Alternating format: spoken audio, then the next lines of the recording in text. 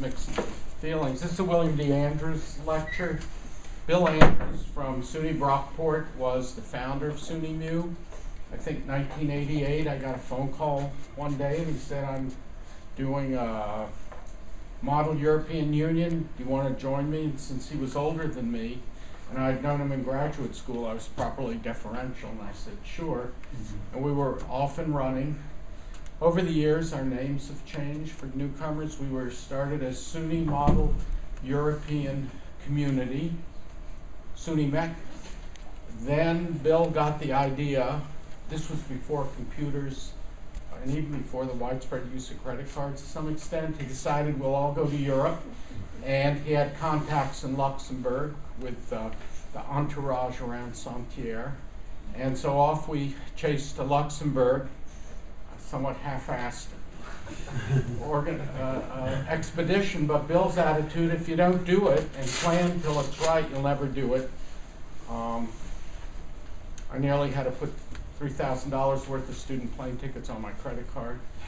And we, then we were SUNY Lux, SUNY in Luxembourg, and then we added private schools and became Nice Lux, New York State, Luxembourg. And there were other name changes along the way, and a few years ago we decided to return to our original roots, the State University of New York.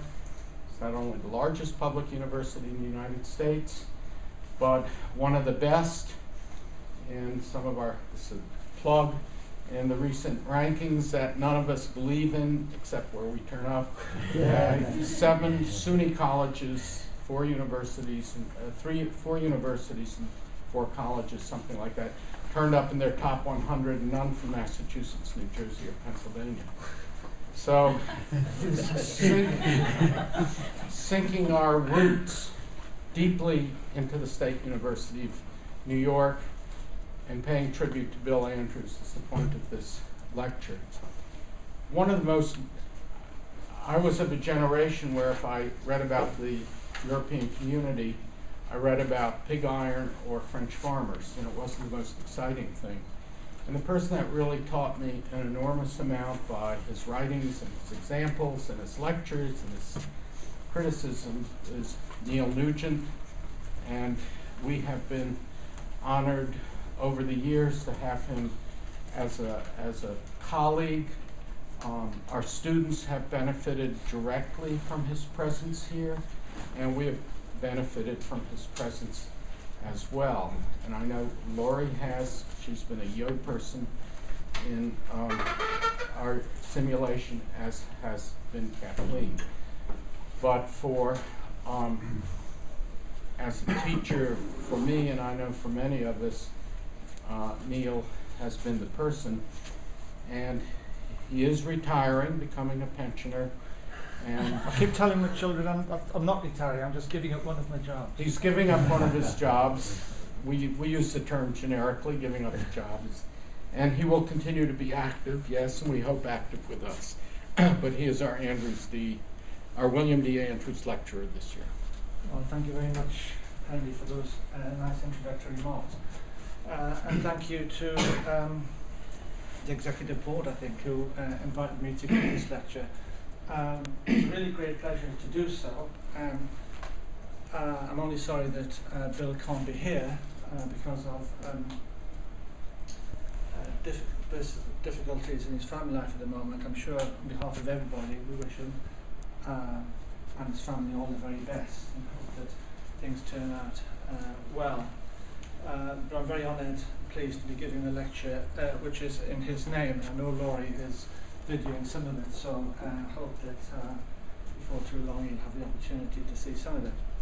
Now, I should explain that what I'm doing is giving a presentation which is not exactly the same, it draws on a paper I gave 5 or 6 weeks ago at USA, and that in turn draws on a project with which I'm involved with my friend Mark Reinhardt. About 10 years ago I did an authored book on the Commission, and it's been really needed updating for a long time, and the truth of the matter is that I haven't really had time to do it, and I haven't really been doing frontline research on the Commission for a while. So what I've done in effect is team up with Mark, and we're doing a second edition, but really is going to, I think, be pretty close to being a new book that will retain.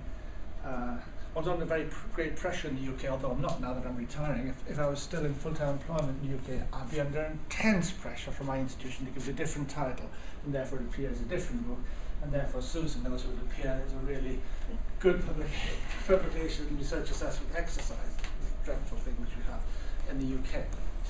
Okay, so what I'm going to do is I'm going to try to confine myself to 30 minutes, so perhaps if Henry, if you would just sort of keep your eye on the clock and not let me go on for too much longer after that. Now, what I'm doing is I'm looking at an aspect of the functioning of the Commission, the Commission on External Relations. And I'm going to look at it particularly in the context of the Lisbon Treaty, because the Lisbon Treaty appeared to have very dramatic implications for the Commission in a way in which I'll describe, but basically by drawing in many ways a new institutional architecture for the conduct of the Commission's external relations, most particularly in the formation of three new institutions really: the European Council President, a High Representative Mark II, and a new External Action Service. All of these seem to be bad news for the Commission in terms of its function in the area of external relations. And what I'm really going to do is I'm going to look at this and then come to some conclusions towards the end about whether it really is as bad as it looks. And my broad conclusion is that while on the whole the Commission does do badly, the Commission does lose some influence in the area of external relations, it's not perhaps as dramatic as is sometimes thought. And what I'm also going to do is I'm going to put the talk in the in the context of what has perhaps been the dominant theme of the writing on the Commission, of the academic writing of the Commission over the last 10, 12 years. And that theme is the decline of the Commission. If you look at pick up pretty much any academic commentary on the Commission, people are virtually always talking about how it is in decline. So I want to put it in that context. Okay, there are some things obviously I'm going to sketch over fairly quickly. Normally when I give a PowerPoint, I like to have a hard copy of it to know what's coming, but I've not time to run one off. So you must excuse me if this doesn't flow perhaps quite as smoothly as I'd like to. But at the starting point anyways, just give some thought to the pre-Lisbon position with regard to the Commission's role in external relations.